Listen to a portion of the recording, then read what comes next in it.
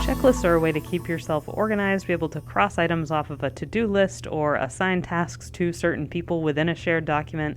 So the quickest way to access it is right up here through the checklist option. We just click on that. It creates what essentially looks like a bullet, and it works the same as bullets. So you can type in your task, hit enter, and it'll add a new one.